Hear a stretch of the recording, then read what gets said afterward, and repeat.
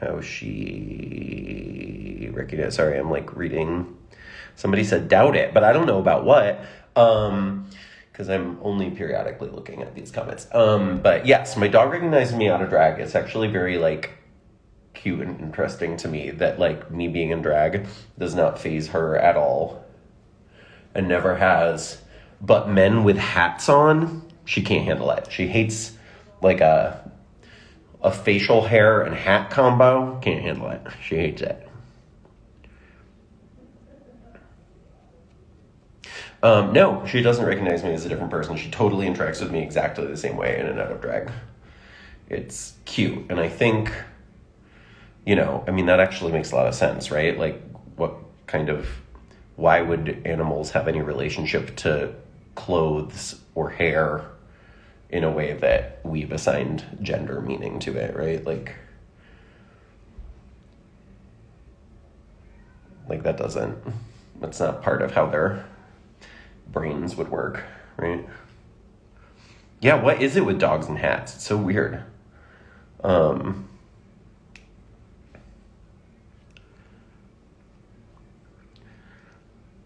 What breed do I have? Oh my God. Okay, so she's, our dog is just like a little garbage mutt. People keep saying things that I like don't know what they're, somebody said what, but I don't know what you're responding to. Yeah, she recognizes my scent because she's a dog and that's, you know what I mean? Like, they're not, I mean, whatever. Bottom line is, dogs aren't hung up on whether you're wearing a dress or not, which is,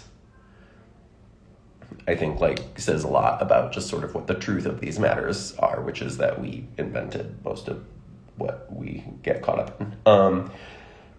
Yeah, no, she's a garbage mutt.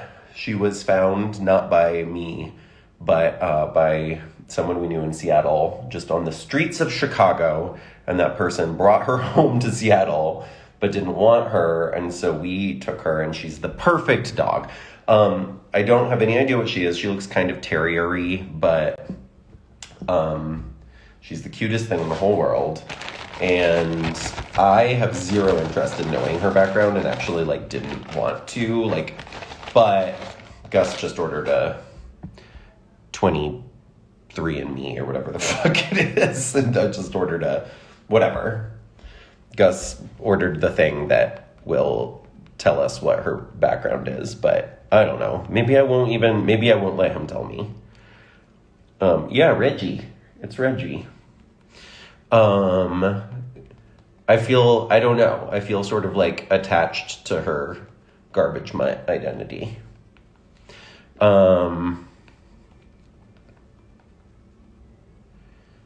Yeah, Chicago is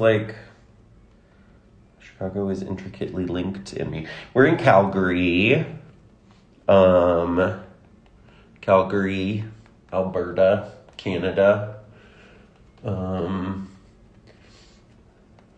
I already said this stuff at the beginning, but, you know, I know people come and go.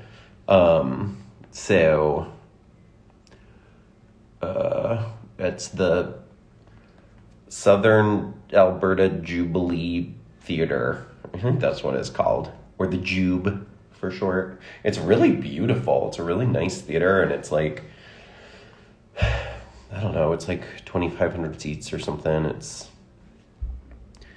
pretty. And, yeah. Anyway, like I said, there's some balcony seats left if you're here. Is my lip pierced? No, but it used to be. Now it's just a hole in my face.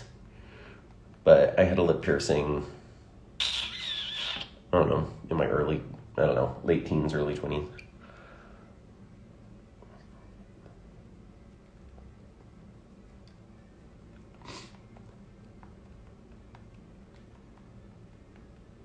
Yeah, the theater in Austin was beautiful. We've had a lot of really gorgeous theaters. Girl, we were just in San Francisco. Somebody just said, are you planning anything in San Francisco? Literally, like a week ago, maybe a week and a half ago.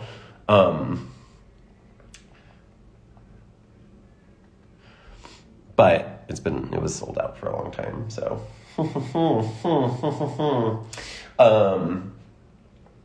Yeah, the San Francisco show was great. Yeah, we've been in some absolutely stunning venues this year. It's really been like fun as this production grows to be able to like be really selective about the types of venues that we want to be in because, you know, we've really been like what we do is really theatrical in a way that's not doesn't work as well in a come in. Hi, I'm on a live. Hi, live. You know, it doesn't work as well in like a rock venue or something, which is like we've done those in the past and we still had like a couple of those this year, but it's like the kind of place where people sort of expect a show that's more like little segments and they can get up and get a drink or whatever and not pay as much attention. It's like not really the kind of show we're doing. So we've been moving more and more into more traditional theater spaces, and it's so nice. And so many of them are really, really gorgeous, and that feels very like special and holiday-y. So yeah, most of our places this year have been like that, and we're moving even more toward that next year. You know, if the world still exists. Yeah, Hunky is in the background here.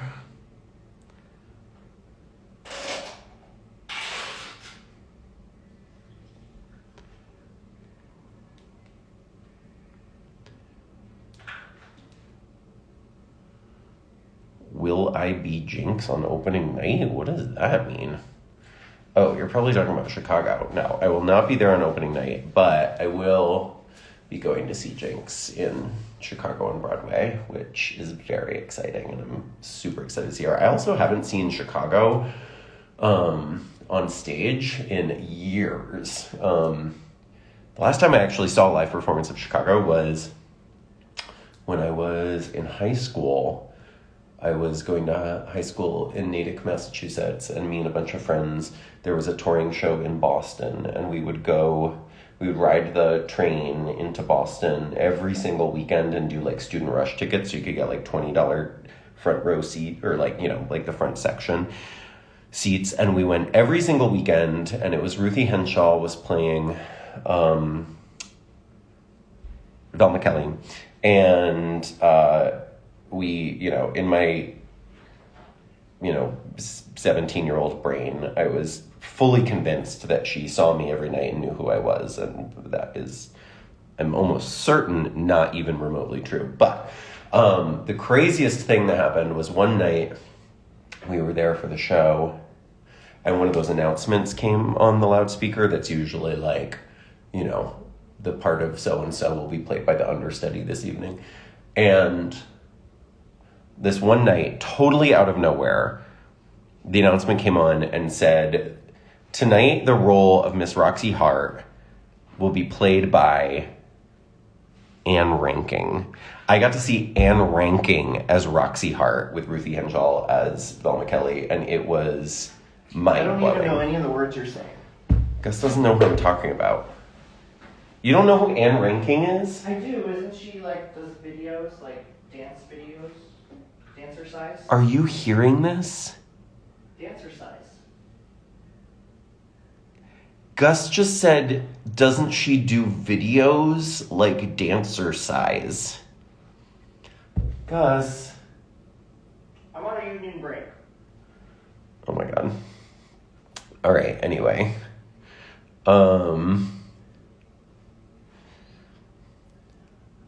I guess his lack of investment in these things is part of the appeal, but also, come on. Hit and miss. Somebody just said Fosse is rolling over in their grave. You did that. Who's that? Who's Fosse? I'm just kidding. Oh my god. That was almost the end right there. Well, all these people are saying they don't know who she is. You're already on your phone. It's literally only for information and porn. Go look at the internet.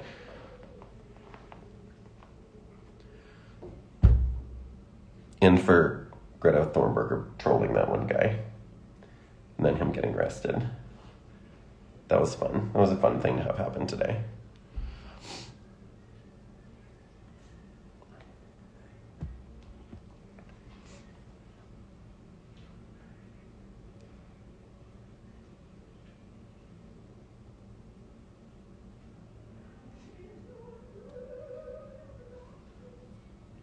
Um,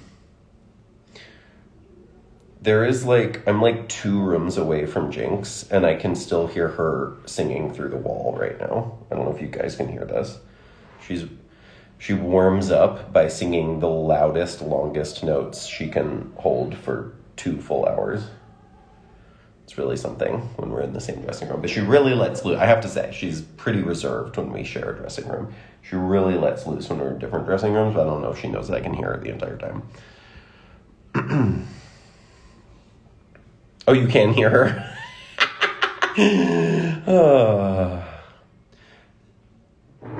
Listen, Jinx is a very, very talented performer. And also sharing a dressing room for 2 months is kind of nuts. Oh, hi. Hi, Michael. Deedle's here. Can you hear Gus slurping soup the next room over? If you can hear Jinx, you can probably hear I'm on a union the break. soup. He says he's on a union break, but I'm not sure what that has to do with the soup slurping in my dressing room. Did you know you have art of testicles on your wall? Yeah, I sent a video of it to the Slack. Hey, don't you have a whole headquarters? I'll be near you. You want to be near me while you slurp your soup? Good evening, company of the Jinx and Dale Holiday Show. Can you hear the announcement? 2-hour call. It's our 2-hour call. The top of tonight's performance. 2 hours. 2 hours from the top of the performance.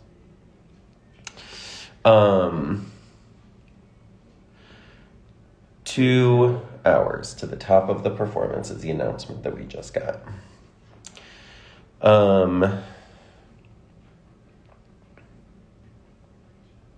Oh, hi Kiki. It's Kiki Ball Change. Fabulous performer from NYC. Is somebody knocking? Yay! Chloe Albin came with ibuprofen and Tylenol for my broken hips. Say hello to Chloe Albin, our dance director, as well as everybody. The Virgin Mary. It's me. Goodbye. Goodbye. Thank you for these drugs. You're welcome. I love you. I love you too. My body is crumbling apart.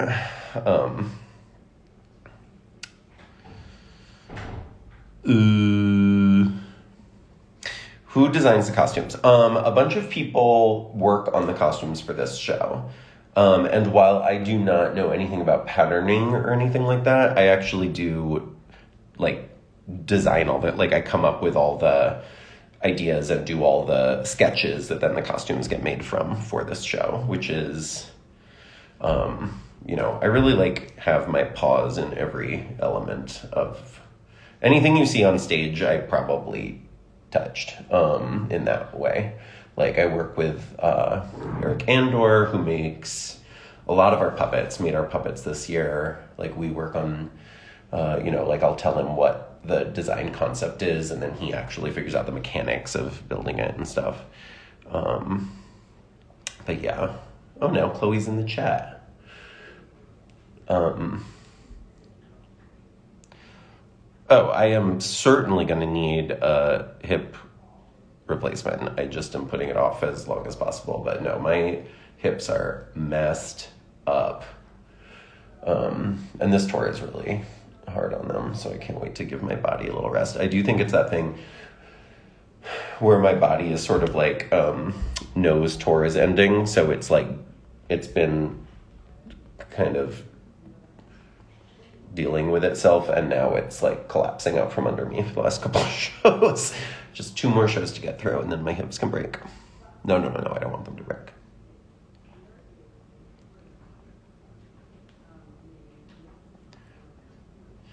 Deedle is just reciting lyrics to Santa Fa La La in the chat. Oh, Deedle, did you respond to Jinx yet? She was trying to text you earlier today. And if you didn't respond and you're just here trolling my live, I'm going to tell her. And you're going to be in trouble. So, now do you hear Gus blowing his nose? Just slurping and blowing his nose. Love is not a buffet.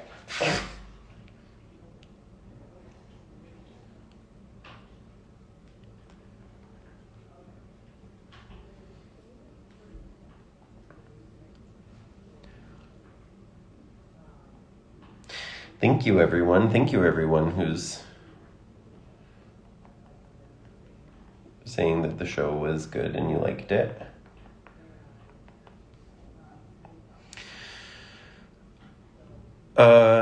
We were in Philadelphia.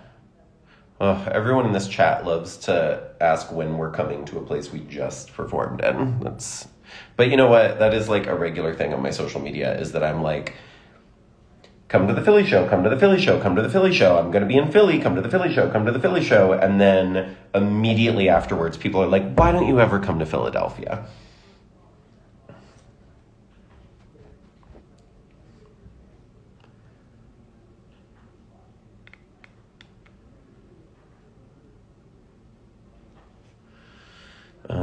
I really have to split the difference between reading your comments and actually remembering to do my makeup. Somebody asked, can I be on Shudder more? I would love to. That was, I loved that documentary series, The Queer for Fear. If you haven't seen it, then check it out. It's like a 4-part series about queer horror.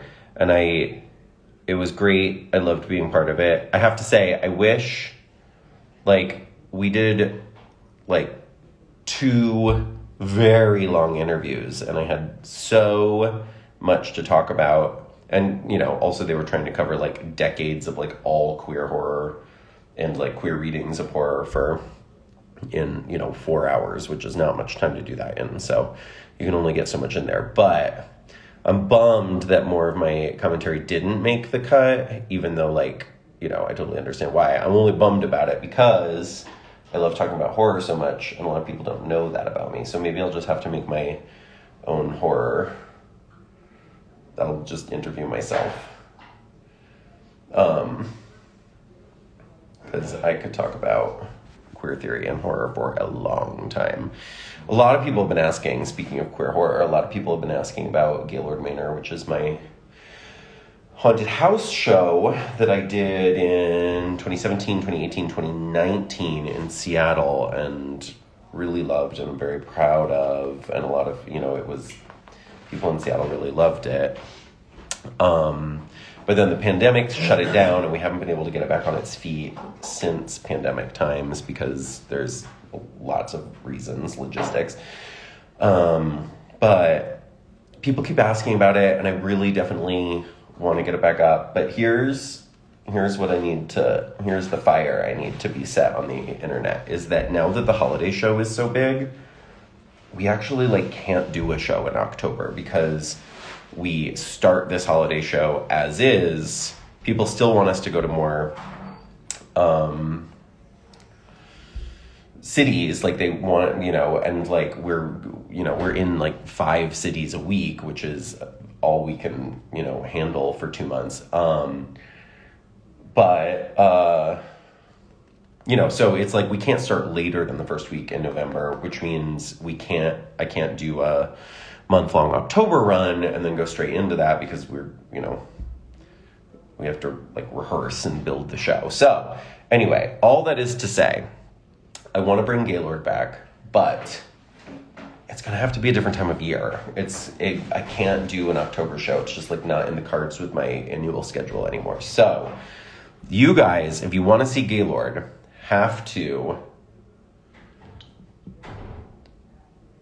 you have to commit to coming to see it in the spring. And it's it's a show based on haunted house movies, and horror is a year-round event, even though of course Halloween is the prime time to do it. So if you want Gaylord Manor to exist ever again, you have to say that you'll come in spring, and you need to convince everyone else also to come in the spring. Because I gotta say, not to toot my own horn, but it is a really good show.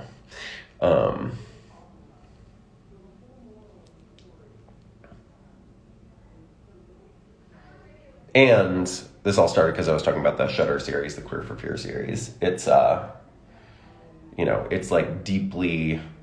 It's got all the trappings that you want, right? It's got vampires and ghosts and werewolves and all of it. Paranormal researchers, dead corpses living in the walls, etc. Lesbian love affairs. But it's also like deeply queer theory riddled and like in a really fun way. Yes? Come in. I'm on a live. Oh, you can use my blow dryer. Thank you. It's right here next to me. Do you want to be identified to the internet, or are you a secret? This is Mary Youngblood, who is our company manager, who makes lots and lots of magic happen. They make sure that we're all fed all the time and that like we get the places and stuff like that. But then also they're behind the scenes making sure all VIP stuff happens. They put together all the VIP packages. They get everybody like checked in every night. They run the whole meet and greet. And then they also are constantly behind the scenes doing all like the technical stuff. Like right now, are you repairing the ghost head? Yeah, they're like, because things are constantly breaking because we have so much tech stuff that we're traveling with. And it's like, you know, whatever. So Mara is literally constantly like soldering wires and stuff. So thank you for your service. Goodbye. Every time you see any sort of light up thing happen on stage, it's because Mare did it.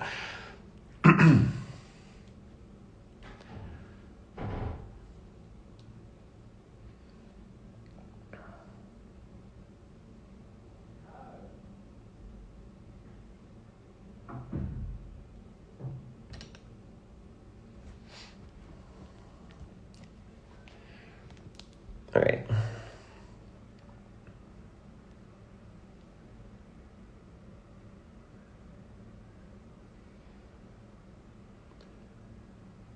Okay, I just have to focus on this nose contour for a second because otherwise it just won't happen. I need to get to the next phase of my makeup if I want to stay on schedule. See, I have my landmarks.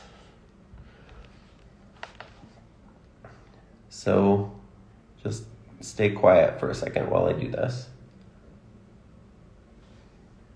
Because I'm an hour 45 out, which means I want to be powdering soon.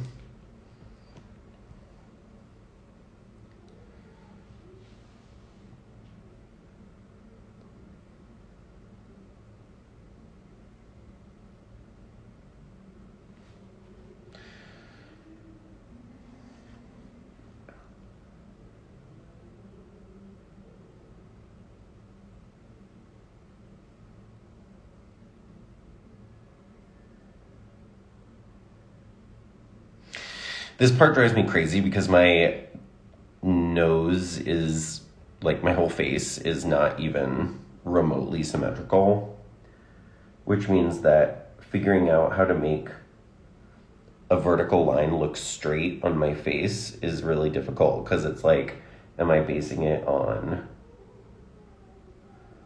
the way my nose actually goes? Or, like, am I trying to point it at the center of my mouth? Or like, anyway, it's a lot of trial and error every single day. I do not have a system down for it at all. Drives me nuts.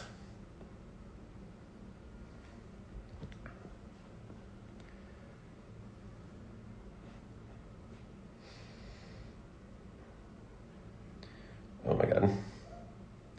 Can't believe you guys can still hear Jinx.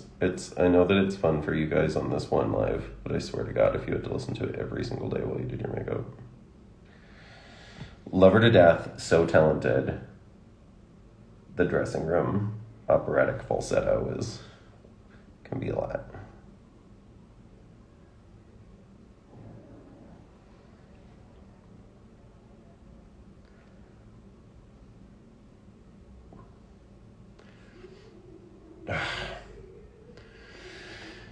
I hate figuring, this is the worst part, you guys. Like, if I look at my face, my nose line goes up and down. But if I look at my nose, it's not following my nose. I have to tell you guys, putting on makeup is literally my least favorite part of drag. I know some people really love it, but if I could just, like, shoot myself in the face with like a makeup gun and just have it, or like one of those Judy Jetson helmets,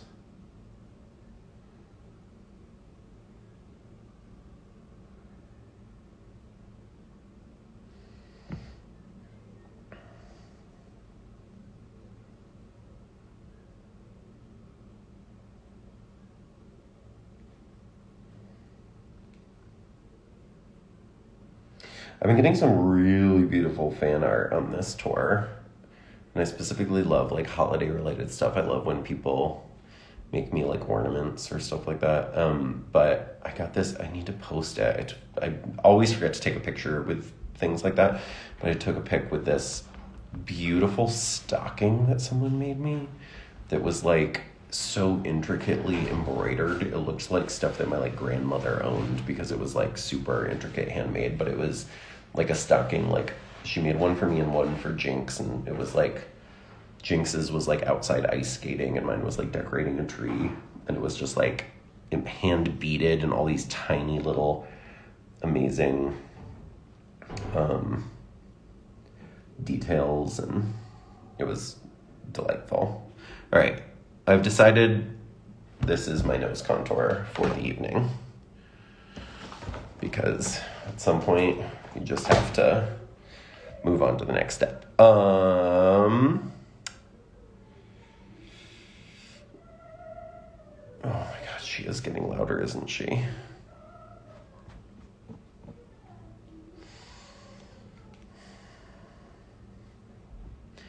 Man, All-Stars 8. I already left All-Stars. I don't know why people keep asking me that. I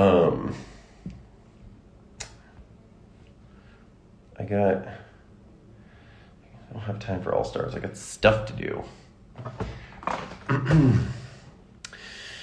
Tour stories.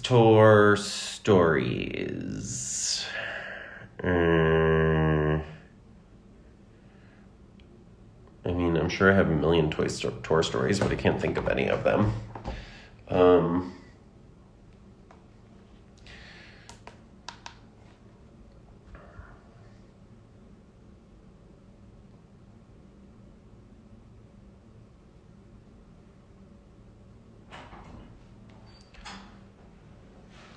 All right, I don't know. That's it. Oh yeah, our bus broke. I forgot. Yeah, thank you for the reminder. Our bus broke. I don't even remember what city we were in or going to. Anyway, our bus broke down. I think we were somewhere on the East Coast or the Midwest. I don't know. We woke up at like, I don't know, 7 a.m. or something to our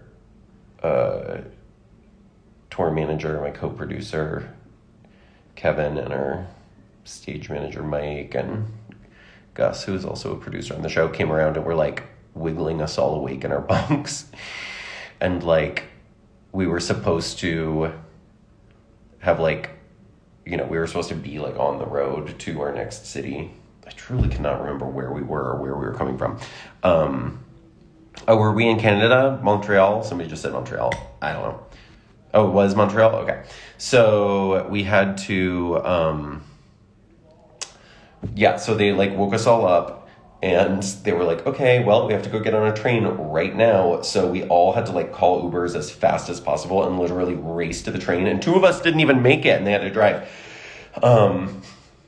But yeah, it was almost a disaster, but we have such an incredible team, and they just like, Kevin and Mike were like up, I guess the bus broke down at like 4 a.m. and they were up all night, like trying to like troubleshoot it and figure it out with the bus driver. And it was a whole big thing, but bottom line is we got there just in the nick of time to do tech and but Mike had to call an Uber like at 4 a.m. because, our Mike is our lighting designer, Kevin's our sound designer, and they have to go to the venue. I have to say, their jobs are so hard. They have the craziest schedule every day because they have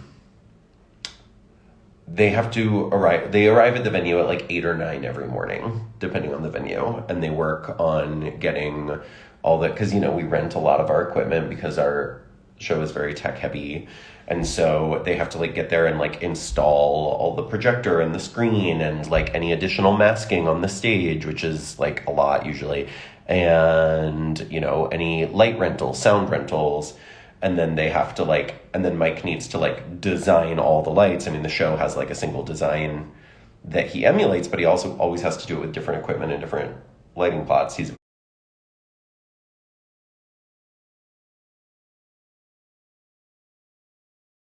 very good at his job. So,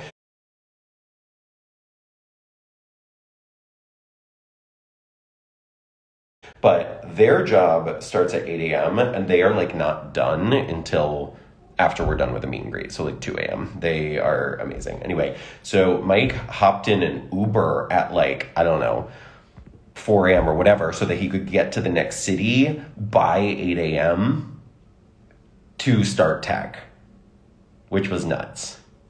Anyway, I honestly don't know how they do it. Next year we're going to have to hire some more people because none of us are getting any younger. Although I am the oldest of the entire cast and crew.